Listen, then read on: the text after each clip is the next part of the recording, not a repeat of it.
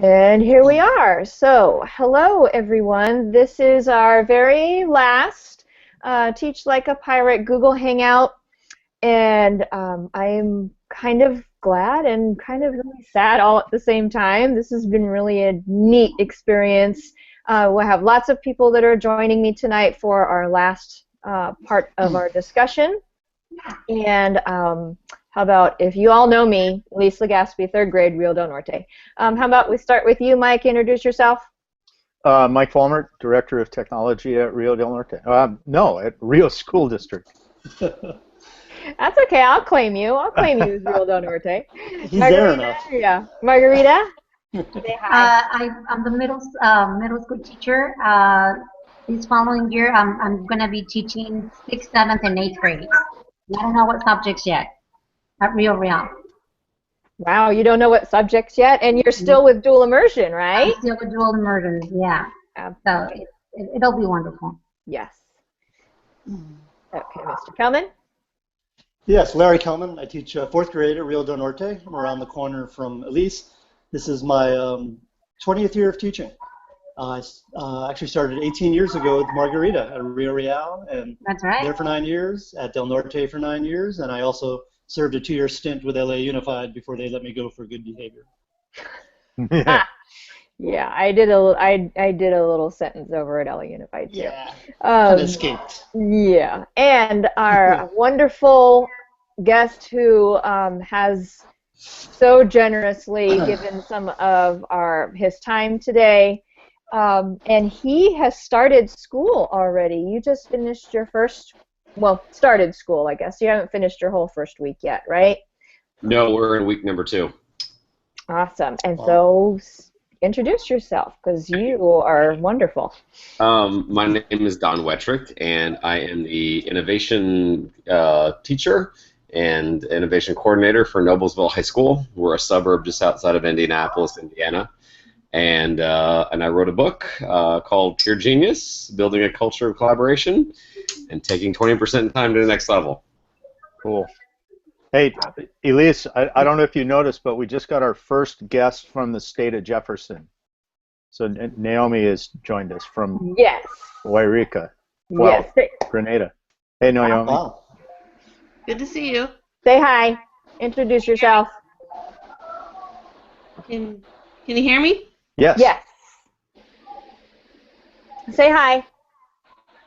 Hi. So this is Naomi. Naomi and I, kind of what you were talking about, Don. We met for the first time yesterday and had a really good time Google hangouting each other yesterday and talking about classroom organization and classroom design.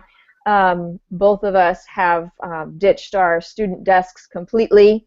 No teacher desk, all student desks are gone. We both have couches and dining room tables and lots of alternative seating. I ditched all of my stuff last year, and she ditched all of her stuff this year, so we were talking to each other about things and how it's going to go, and I'm completely convincing her she's absolutely going to love it, and she's not going to want to go back to desks at all.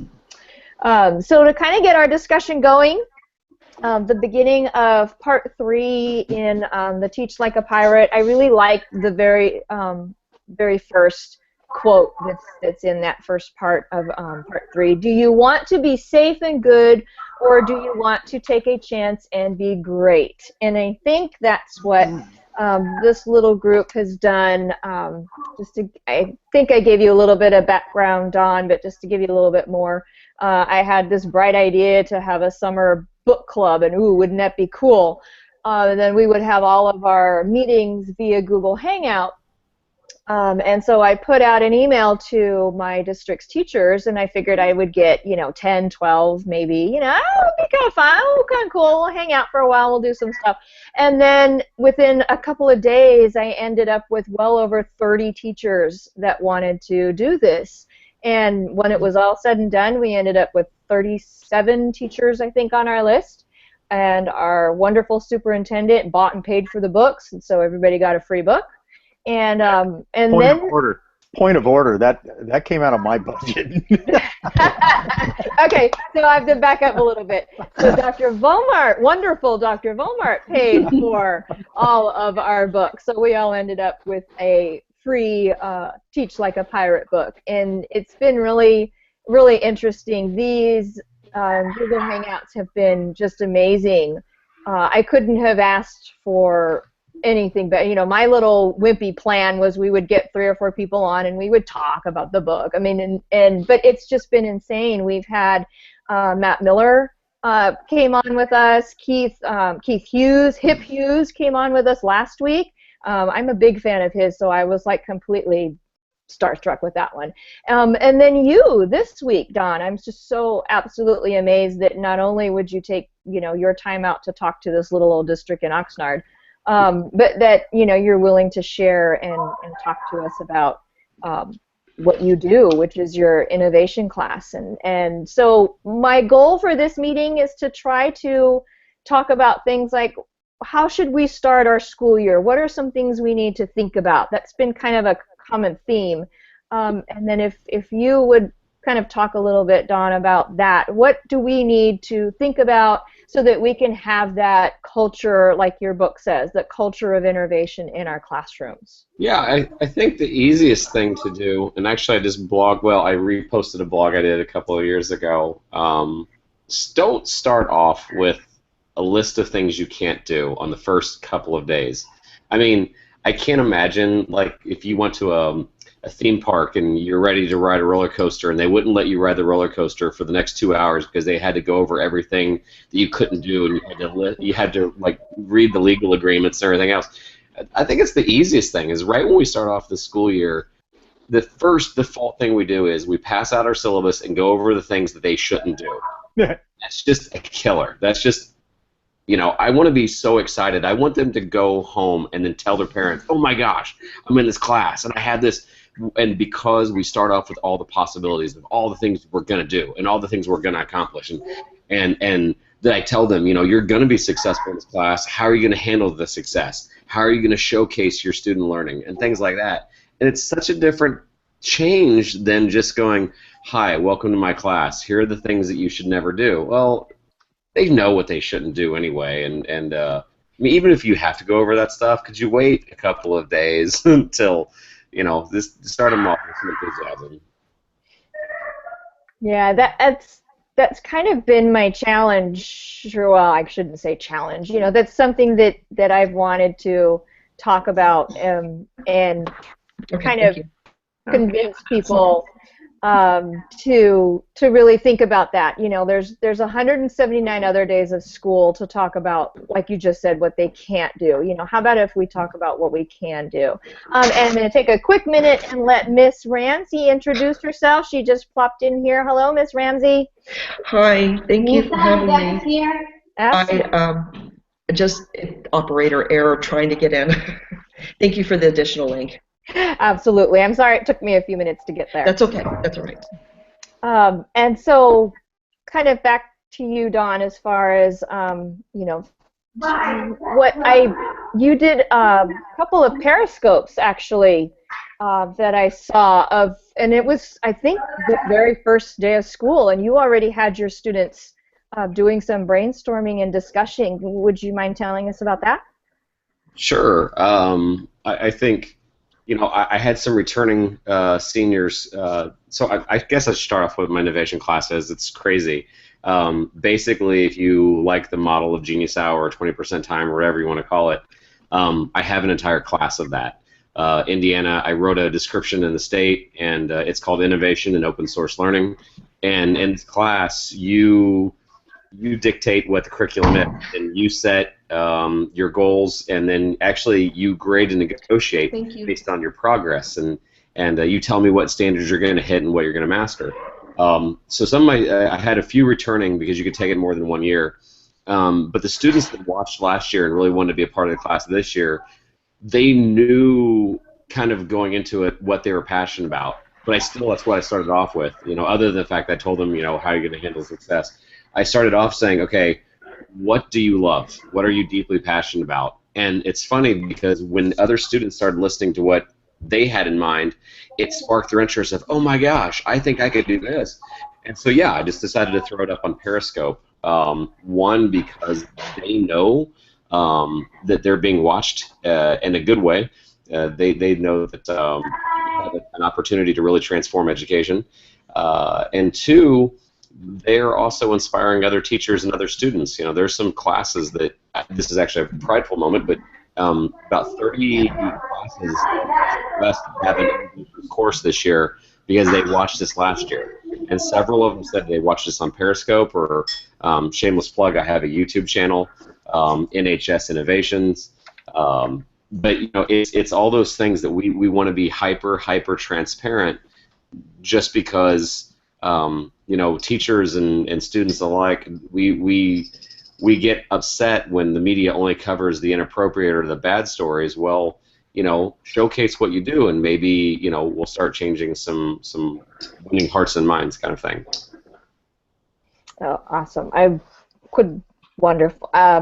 Anyone else, as far as taking our first steps? So now we've read, you know, Teach Like a Pirate, and one of the things that I kind of was hoping that you could help with, because being that you have a class that's all about innovating and 20% time, Genius Hour, I think you can definitely help us with these first steps, you know, kind of twofold. What can we do with first steps as far as in our classroom on that first day of school when our kids walk in? And then also, how can we help each other? What can we do to, you know, we've got a good group of teachers here. We've got 30+ teachers. How can we keep ourselves going? You know, now, of course, it's really exciting and school's just about to start and we've got all these ideas in our heads. But then once that, you know, first week is done and you've got all the assessments and all that normal stuff, you know, that happens, you know, what can you help us with as far as keeping us going? Any thoughts? How I should say, give us a little insight as far as what's the first thing I should say? What's the first thing you tell your kids when they first walk in the door? On that first day of school, what was the first thing you said? Don't spill my Diet Coke. So, Don, when you set up your innovation class and you've got your 20% time, the 20% time I got, but for the rest of it, do you just frame questions? Do the kids come up with their projects? How is that set up and constructed? Well, the instruction comes in. So the first 4 or 5 weeks, we go through creativity exercises, innovation, design thinking. We also have them set up a really good social media profile. We make sure they know how to use social media and not a lesson in what not to do. We also have them create a YouTube channel. And then after that, then it's up to them to find great mentors and then find things that need to be innovated. You know, a lot of times we'll do a collect and connect on what bothers them, what breaks their heart. Sometimes we'll do a bad idea segment where they'll come up with the worst idea they can think of, and a lot of times that spurs their creativity, and by the end of it they're like, you know what, that's a bad idea, but you know it'd be a great idea.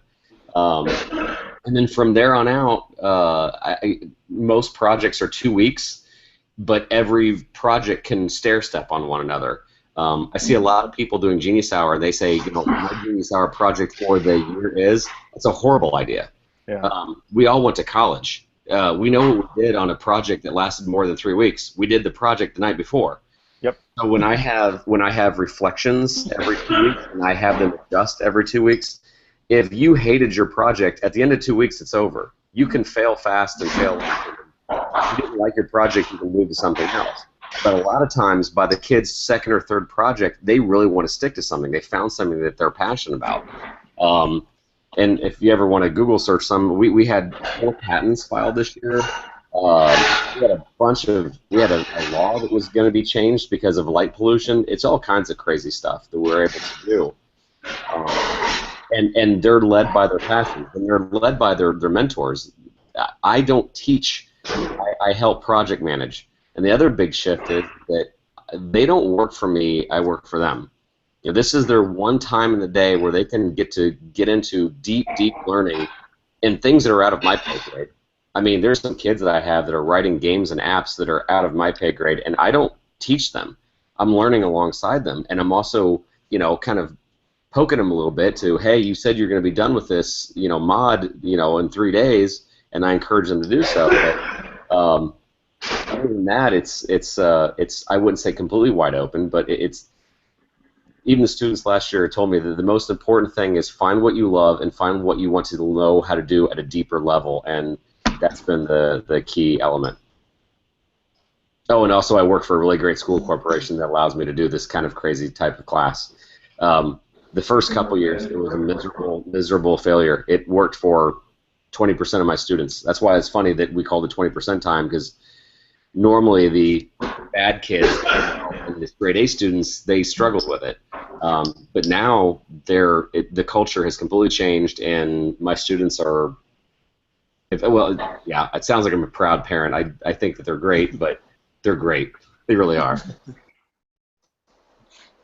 Wonderful. So as far as, you know, your innovation class, I bet a big part of what you talk about, and then I'd kind of like to give our other people a chance to talk about this as well, so be thinking. But how do you address failure in your innovative class? Because that is something that has to be talked about and brought up, and you know, and it's a big topic of conversation as far as dealing with and accepting and making failure part of the learning process. Absolutely. This is my favorite part, is failure.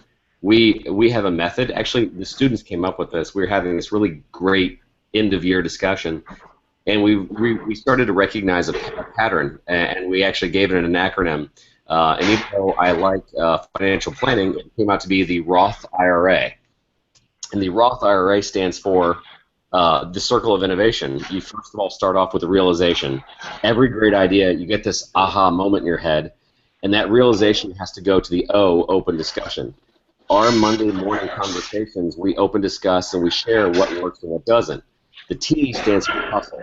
We learn how to fight and argue with one another in a respectful way, but those fights and tussling leads to better things. And the H is homogeneous grouping. That homogeneous grouping, a lot of times that big class now narrows down to 2 or 3 students that are working on a project.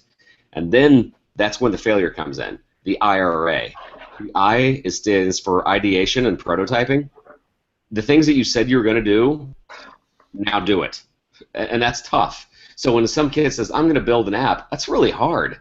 You know, ask anybody that says they're going to lose weight on January 1st, ask them on January 7th how hard that is. So then the R comes after your 2 weeks are over. The R is reflection. How did it go? How did ideation prototype number 1 go?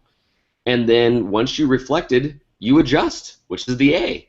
And then once you adjust, that leads back to a new realization. And it goes again and again. The Roth IRA just keeps spinning. And we celebrate, it's kind of like one of my favorite Disney films. It was Meet the Robinsons. We celebrate failure because we think it's pretty great. We learned how to not do something again and again and again. And they don't get graded. Now, they do get graded on if they fail to do anything, and if they fail to blog, and if they fail to keep moving forward. But if they try something and it doesn't work, well, then that's cool. Or at least we think so. Yeah, I love the iteration process, and I don't know, I'm an SI Hayakawa fan, so I always get into the semantics of things, and we've kind of beat the word failure into the ground from a couple different connotations, but this idea of circling around and iterating and just revisiting and moving on, it's not really failure, it's iteration. It's discovering what pieces of this can be kept and moved into another phase of design or the project, and what pieces are falling off because they just don't fit. Well, and it's crazy because kids love failure. It's just they don't like it in school. If you've ever watched a child or even an adult play video games, they love to die. They love to fail. If a kid buys a video game and they beat it on the first chance, they're going to get their money back. Right. They're mad. because it was too easy. Yet we have a school system where we're like, oh, if you failed, then the class was too hard. No, no, it just wasn't. You know, so. Anyway, and I don't like the long-term consequences of failing a test because now you've hurt them. When in a video game, you just press reset and you want to get back in the game. And that's the difference between school and other places where kids are doing these sorts of activities, is that the idea of not getting to the next level is an iterative process for everything we do except school. You don't get to the next level if you fail at all.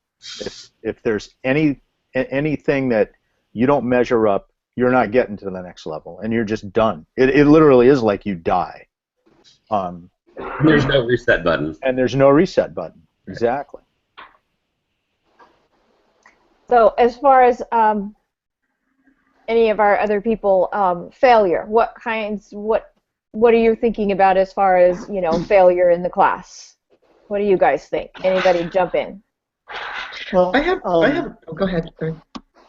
Okay. Well, I think it's important to show that to let kids understand from day one that mistakes are okay, and I make mistakes all the time, and I try to make a point. I mean, not all the time, but try to make a point of showing that, you know, no one's perfect. And you know, we talk about famous scientists and how they did not succeed the first, second, third, or 10th, or however many times.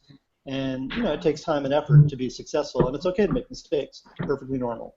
So I think it's important to get that message to our students from day one. I'd love your opinions from the other educators, how it would apply to accelerated reader. It is an assessment tool that we use. So if you have a student reading Harry Potter who's in second grade because they're excited about all the points they can get, I'd like your feedback. Well, there's a couple aspects to the whole way that accelerated reader or other reading programs get kind of initiated and they get used in districts that I find a little bit disturbing. And I mean, we've had teachers who have taken a kid who chose to pick out a fourth grade girl, chose to pick out an extremely difficult chapter book because the story was really good. The book was hard to read. It was above her reading level. It actually was on the accelerated reader list, but at a much, much higher Lexile level than she was at. Yeah. Her teacher told her that she needed to take that back to the library and check out books that were in her reading range because the class got recognition for the number of points that they generated collectively, and all of that got ranked, and the school got assessed and compared to other schools, and it was on her to participate in that to make everybody look as good as she possibly can. Now, that is absolutely the antithesis of the idea of letting a kid struggle and work on something and process something that they're engaged in. And the very structure or the perception of the structure for that in the school, and especially in that teacher's class, was completely destructive. Girl didn't want to read these dumb little single chapter boring books that she'd been reading. She found something she was really interested in, and we killed it. And we used accelerated reader as the source. If that's the way we're going to use the program, we should dump it. It's not conducive to doing what we want. Now the other side of it is there are kids who, for whatever reason, don't really like to read, and we can sort of subversively get them to read because they're earning points and they're getting, you know, badges or levels or whatever it is, and they can monitor their progress and see, wow, I'm getting better. I take these tests, I do the activities, and I see my score getting better and better. This is cool. And that reinforces the idea that on their own volition, by virtue of the work that they've done, they've got some reward that they can see, and it contributes to them becoming better readers. If that's working for a kid, then we should keep the program. But frankly, I see too many teachers that it's all about the points and it's all about, you know, rolling this thing through all the time, and it's a disincentive to students as opposed to something that's providing some positive feedback and some engagement on the roles on the part of kids. Back to your point about, say, the fourth grade level book, where the second grader's a really good story. The student should be encouraged to read it and enjoy it, but just not take a quiz, right? Or take the quiz. I don't care.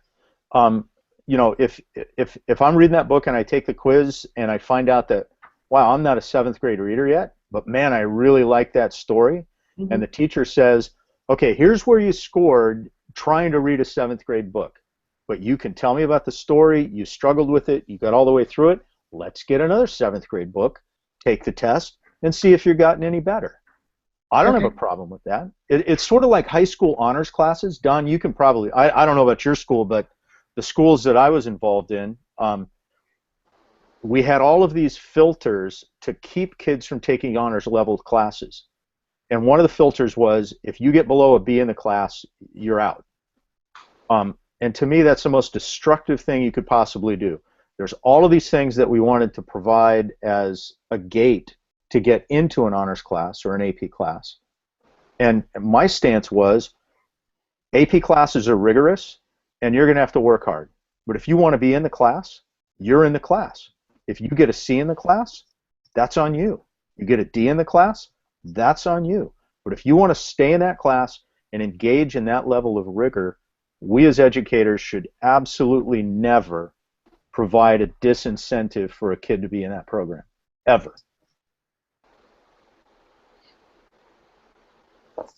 Actually, I had the exact opposite problem. I had some students last year where their parents wouldn't let them take my innovation course because we didn't weight it.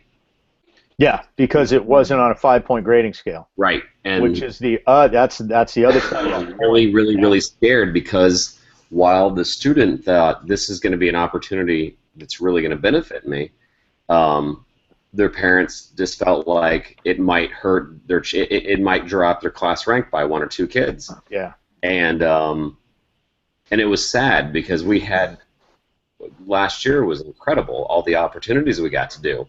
And you know, I'm not trying to, you know, point and laugh, but did that 1 or 2 kids that you didn't let leapfrog, was that better than the experiences that the students got to get last year?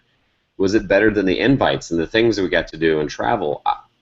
I would hope not. Absolutely. Right. And it hurts, and it hurt me, because I was like, I knew that he wanted to do it, but you know, Mom was like, you may, that one kid that passes you might be the difference between, you know, a top level school and a really good school. Well, yeah. And of course, that's my biggest bone to pick, is with universities.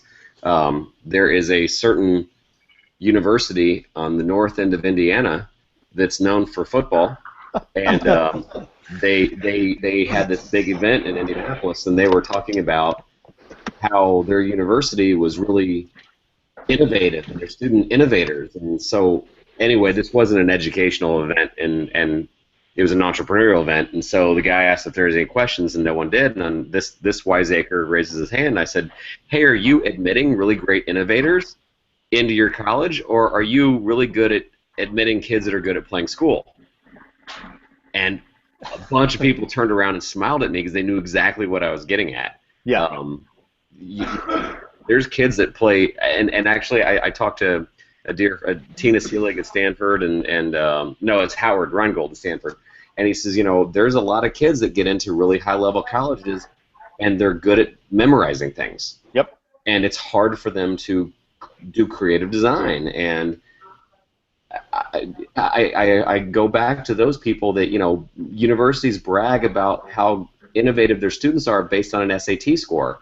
Yet, in the work that I've done, my best students, or my most creative students, aren't 4.0 GPA kids.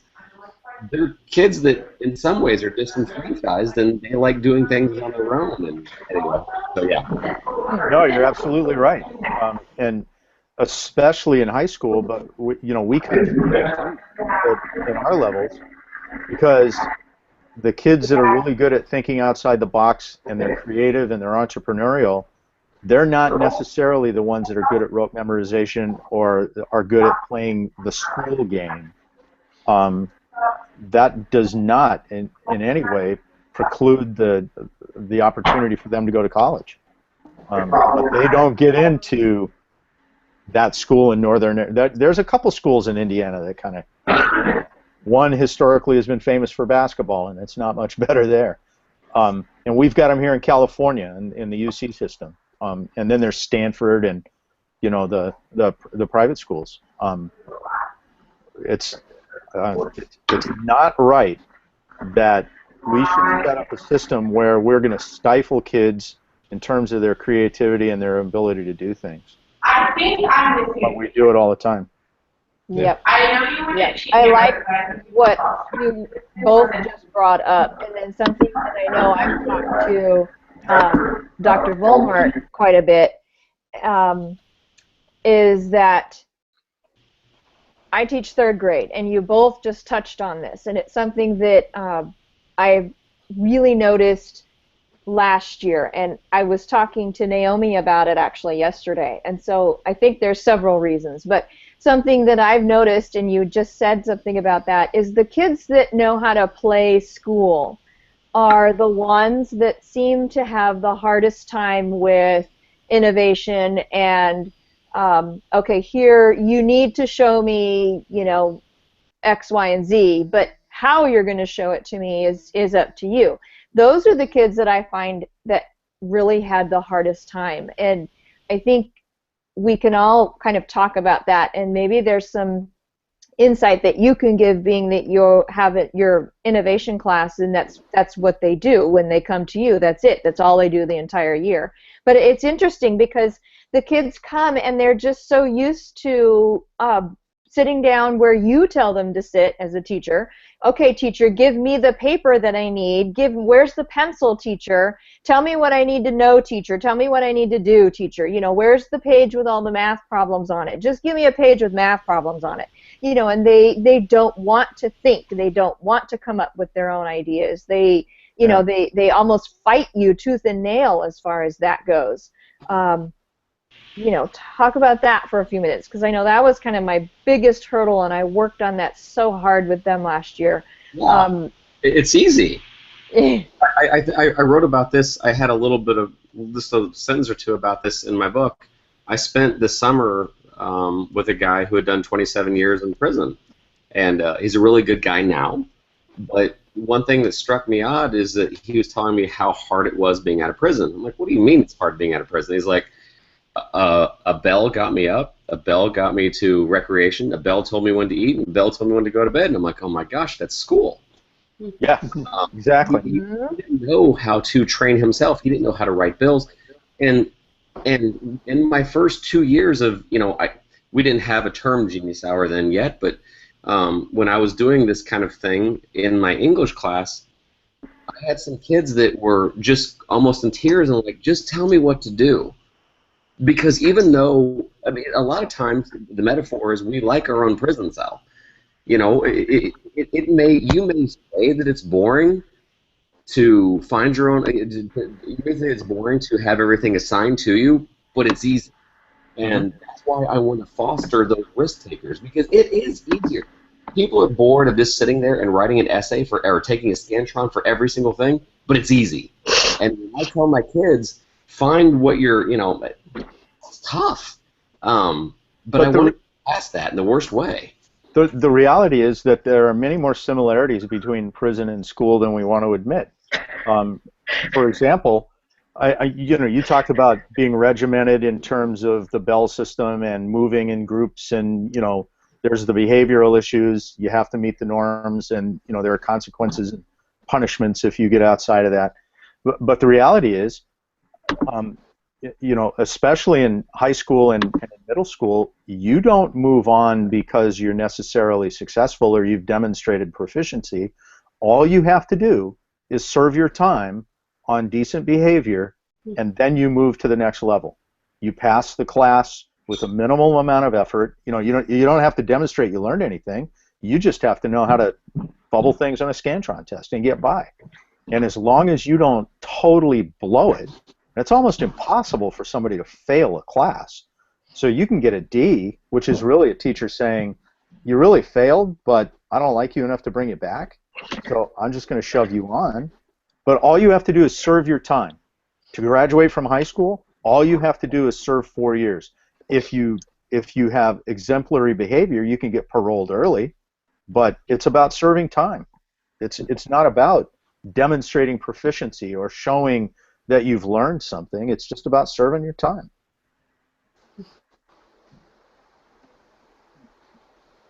Absolutely. I was amazed at getting kids in 3rd grade.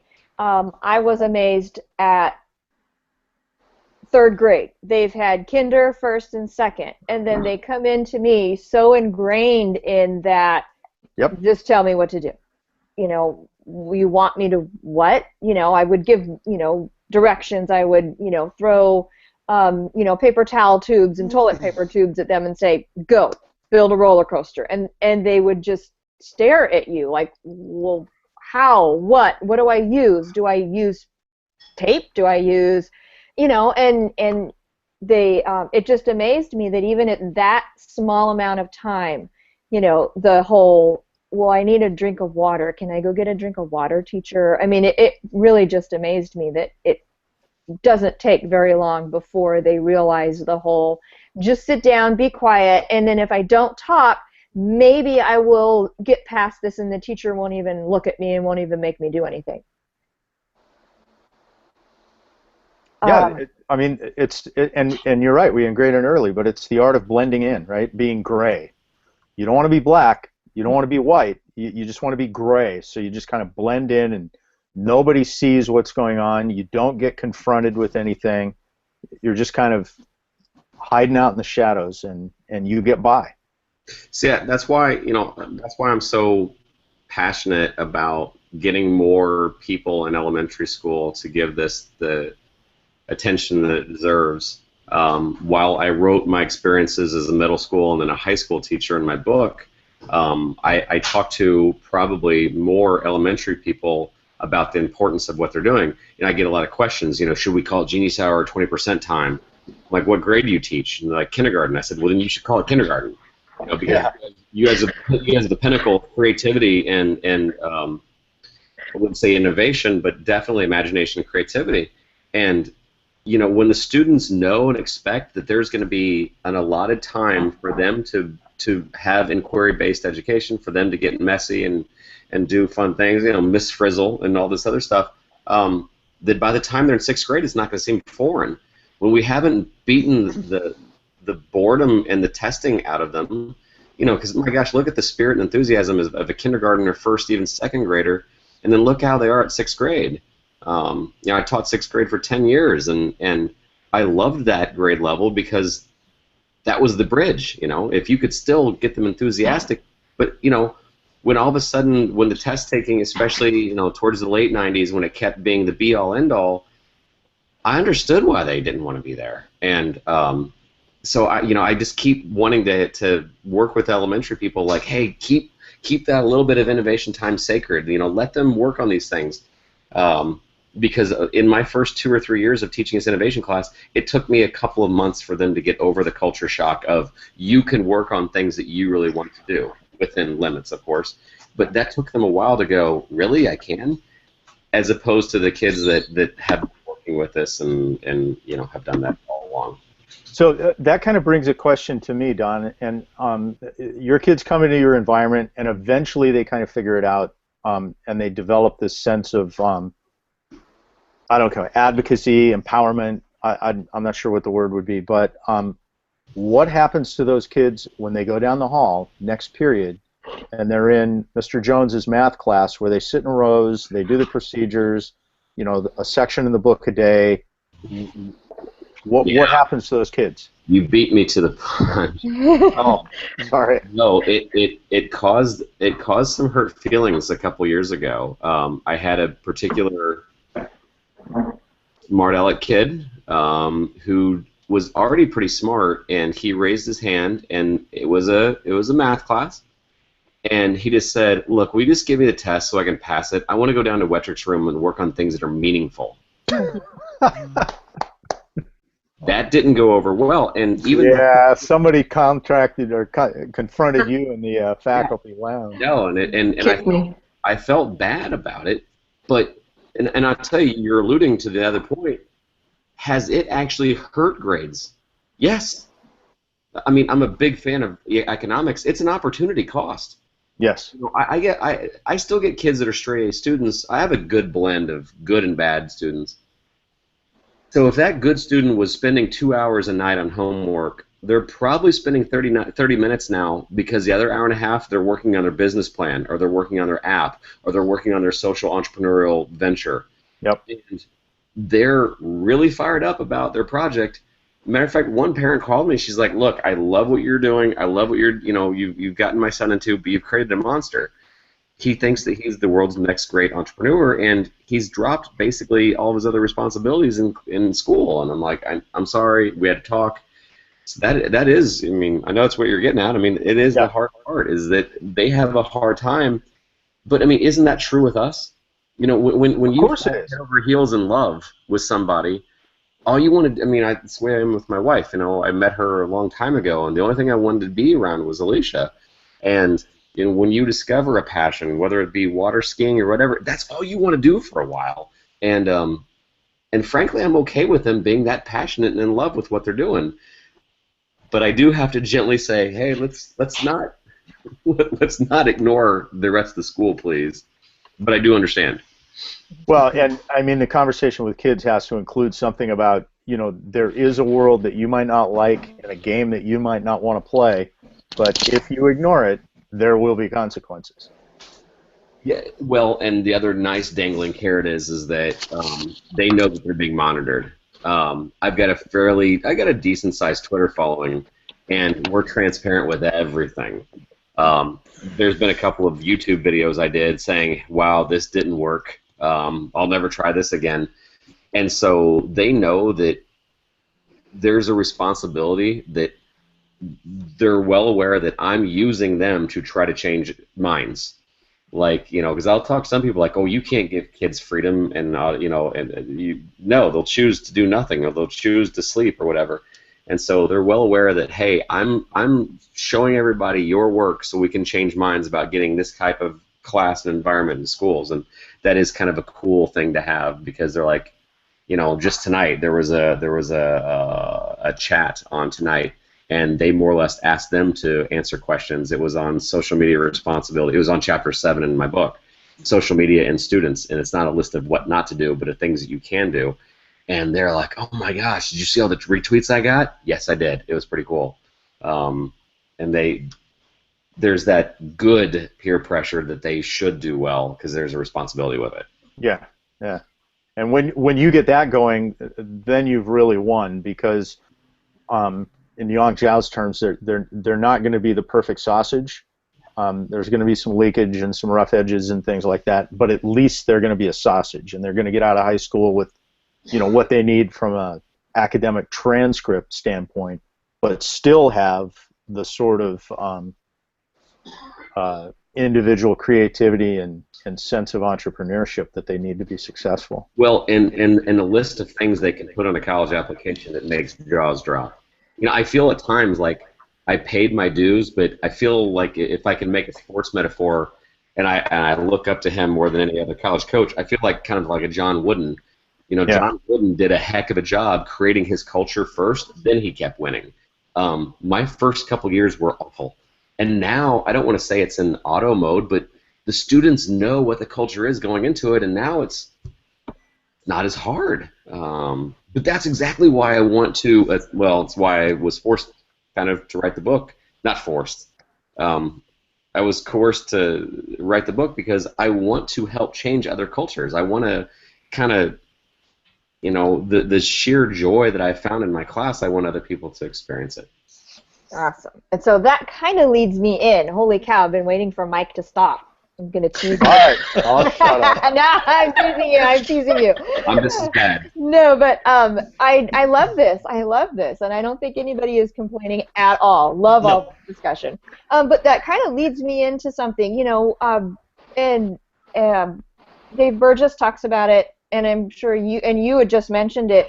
Okay, so these are not things that are considered normal. You know, this is not textbook teaching. This is not anything really remotely resembling the way we all have been told that we should teach. Yet. And you did, yes, absolutely. And you did kind of mention this as far as now, as from a teacher standpoint, how did you keep going? You know, I mean, I really, you know, you embarked on this completely new path of having your entire class be about innovation and Genius Hour. So, you know, what was it that kept you going? What was it that, how did you keep from, there's a little part in this last part of the book too, but it's also something that I'm kind of curious about, and I feel like I've been fighting for a long time. How do you keep from letting, I'm just going to go ahead and say it. I'm trying to think of some kind of politically correct, and it's just not happening. How do you keep people from raining on your parade? How do you keep people from looking at you like, you mean, what do you mean you don't use the textbooks? Your kids never, you know, how do you keep that going? Okay, so I'm going to give my favorite thing to talk about in education, which is what my dad told me. And I love this. I love this. I love this. Okay, everybody, Yeah. all right, I know what's coming. Yeah, so I swore to myself I wouldn't go in education because everybody in my family was in education. You know, my dad was. My mom was a stay-at-home mom, but that makes her in education. And they paid for every cent of my education, all my college. And when I decided I was going to go back, and he's like, you know, I thought he was going to yell, or actually he never really yelled at me. He's a really nice guy. But I thought he was going to be like upset or, you know, oh, don't go into teaching. But he took a deep breath. He's like, Donnie, I don't care if you teach for the next 20 years. Just promise me you won't teach 1 year 20 times. Oh, that's beautiful. That keeps me. That keeps me moving forward because so I'm age, what, 43? I wasn't labeled. I'm pretty sure I have attention deficit disorder. I get bored. And if I don't have a challenge in front of me, I get bored. And I always hate it when teachers say, oh, my kids aren't, you know, they'll complain that they don't like their job. I'm like, well, I got news for you. Your students don't like your class. You know, if you're not pushing yourself, I mean, we throw the term lifelong learner, but very seldom do teachers want to learn anything new. Sorry, we just don't. We struggle with that. So that keeps me moving forward. I'm having the time of my life because my students are teaching me things. I'm like, how'd you do that? How did you get it to do that? And so that helps. And then you know, I don't really have this anymore, but in the first couple of years, I had some parents like, what are you even doing? This doesn't make any sense. Like, you know, I'm sorry. But that's the other thing is that when I was transparent about showcasing great student work, parents would shut up if I was like, hey, did you see what your son did? And by the way, I threw it on Twitter, and the CBS affiliate came out and did a story on it. All of a sudden, they were big fans. And, you know, these things went away. So, and I'll even tell that to other teachers is that, you know, when they say, well, my administration, sometimes you just got to do it and ask for an apology later because, but you're almost bulletproof. When you're doing what's right for students and you're showcasing great student work, you're darn near bulletproof. And that kept me moving forward too. So I'm not gonna lie. There's a couple times where it was painful, and there's a couple times where I got shut down, and I'm like, why? But that's what makes life worth living, right? You know, if everything went perfect and according to plan, life would be pretty darn boring. So things are exciting. Yeah, it'd be awfully mundane. Awesome. Okay, so let's see. I mean, we could keep you here for, you know, the next hour and a half, you know, and not have a problem with discussion at all. But being that we have kind of kept you here for almost an hour now, what is a last piece of advice? What is something that that if, you know, if you could, you know, you had talked about wanting to change minds and using, you know, your kids and really wanting to showcase this, and I agree with you completely. You know, the last couple of years, our district has gone to one-to-one devices, and the way things are now, your book, the TLAP book, all of the books that are coming out now, and all of the way that education seems to be going, I feel like, after 20-something years of teaching, I feel like I can finally do what I have always wanted to do. Yeah. And once you see that excitement and passion in your students, and once it comes up, and once they start throwing ideas out to you, it's like a drug. You just cannot stop. It's absolutely amazing to see when you've got, I have this little story. Beginning of last year, we had a katydid that ended up in my classroom.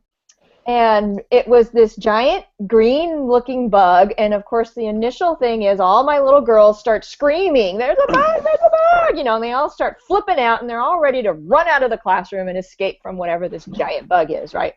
And so instead of that, it's just that simple act of, me saying, no, this is good. Let's take the bug, and I don't want to touch the bug. I'm not even remotely bugged. No, But somehow or another, I mustered up my bravery, and I got this bug into a little cup, and we started talking about it. And I'm looking at it. I'm like, wow, look at this bug. It looks like a leaf, and isn't that cool? I wonder what kind of bug this is.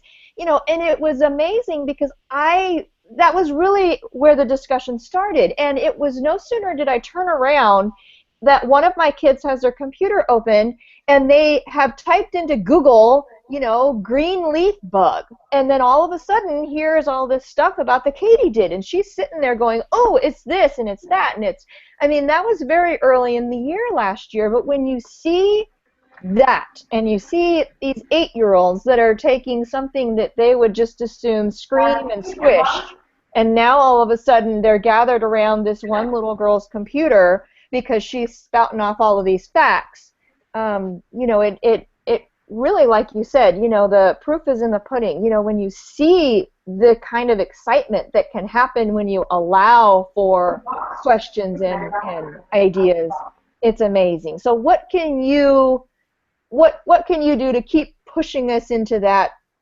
direction that we want to be in? Two things. Number one, we're kind of in this, whether we like to admit it or not, we're kind of in this new educational renaissance or explosion of creativity, and the more we share, and actually I wrote about this too, the difference between a hawk, an owl, and a crow. Owls, it's cool if you want to start off. You're quietly watching all the cool things on Twitter. I'm not gonna get myself in trouble tonight, but I just don't like hawks. I just don't. I don't like the educational expert that's got 150,000 followers. They don't teach. They've got a PhD in something. They don't ever follow you back. They might retweet you, but if you tweet at them, they don't respond back. And they keep preaching connected educator. I'm like, what am I missing? You're not paying attention to the people that are trying to engage in dialogue with you. I just don't like them. I'm encouraging people to be more crow. Obviously I'm going with the bird metaphor, and owls are quiet, and crows are not. Yeah. Highly evolved social animals that they talk back to one another. They communicate with one another. Hawks are just jerks. I said it. I just don't like it. And people are like, well, I just don't want to follow people back. Well, then friggin' create a list. If you're a teacher, yes, every now and then I'll go to a preferred list of people I just want to hear from specifically. Other than that, it's a smorgasbord of these great ideas. So be more crow, dialogue, engage in all these great ideas, steal as much as you want. Matter of fact, let me give a shout to Don Goebel. I wrote this in my book. My first experience was how great, I didn't even want to admit how great Don Goebel was, because at the time I taught broadcasting and documentary film class, and his work in Missouri was far superior to mine. And I connected with him on Twitter, and within 10 minutes of knowing him, he sends me 20 years of zip files on all this shot sheets and rubrics and all these things. Anyway, you get the point. Be more crow. Dialogue with people. And secondly, let the children's crusade happen. When you're talking about your student, that she took the reins and she was like, she wanted to be passionate about what she learned, let it happen, man. Gone are the days of no, sit down, we're going to do this. When you stifle a kid's creativity, you may never get it back. So when you have those 2 or 3 kids that really want to, go and lead, let them lead. Matter of fact, that's the way I tell a lot of people when they say, "How do you start a genius hour thing?" I said, "Well, you can lead the horse to water, but allow the horse to think that it found its own pond." You have these like, I don't know, maybe we could do this, and the kids will fill them in from there. They will tell you how to run a genius hour better than I ever will. Because they know what's right, and they know how to do it. Somebody said, and I can't remember who said it, but you can't lead a horse to water, or you can lead a horse to water, but you can't make him drink, but you can make him thirsty. And to me, that's kind of the key. Is as soon as you start pounding a kid down and taking the creativity away and not letting them pursue things, they're done. Yeah, and frankly, so are you.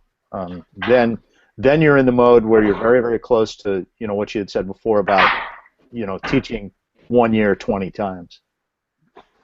Yeah. Absolutely wonderful. And again, what you said about Twitter, absolutely 1,000% true. I have gotten so many ideas and so many inspirations and just so many cool things off Twitter. And then with this book club, it's absolutely changed the whole vision that I had in my head as far as the book club. I'm amazed at the generosity of the people on Twitter. I'm absolutely in love every time I get on, and there are just people so excited to share and so much want to help, and throw out a question out there, even my question, to you as far as, hey, you want to join our Google, and to actually have someone like you of your caliber come back and say, absolutely, tell me when and where. I think finding that group of people that think like you, and just like you had said with the kids, it's the same with yourself. Don't shut down your own creativity. I think we tend to do that a lot. We tend to shut ourselves down. Oh, no, it'll never work. The kids will go wacko. My principal won't like it. I really think we do that to ourselves quite a bit. But I think with this group and just reaching out to people like you, it's beyond words. I don't even have words anymore. So I want to thank you so very much for joining us, and any last thoughts, any last words? Well, I'd like to thank Don, too, for joining us. I do follow you on Twitter. Haven't had the pleasure of reading your book yet, but Mike, hint, hint, how about a fall reading club with Don's book? Yeah, Mike. Yeah, Mike. And I'm looking forward to getting a lot of Elise's students next year so they could show me the way more. So I'm looking forward to it. But thank you, Elise, for organizing this, and Mike and Don for joining us. Happy to do so. My last thought is, and I a lot of times I'll close a keynote with this. Just assume that I lied to you the entire night. It's all a lie. Yeah. Connect with my kids. Because anybody can talk a big game. My students are living it, and that's what makes me excited. No offense to people that give these great speeches, or Sir Ken Robinson. I mean, it's great. It's great. But follow what my kids do, and then you'll see that they're doing it. I'm so daggone proud of them. It's ridiculous. But, yeah, give them a follow and see what they're doing. Wonderful. Kudos to you, Don, for staying in the classroom and staying connected with kids, and then having too much fun doing the rest of the stuff on the side. I agree with you about the hawks and the crows and the owls. Trying not to get myself in trouble tonight. Blame me. I'll take it. Yeah, we blame Mike for everything. There we go. So thank you very much, all of our Rio TLAP people. Again, this is the last one. Check your email. We're going to get together at Starbucks on Thursday and just chat about whatever we want. So check your email. I'll send you out an email with details. And again, thank you so much, Don. Thank you, Emily. Thank you, Larry. Thank you, Mike. And thank you, Naomi. Cool. Very good. Thanks, guys. Good night, everyone.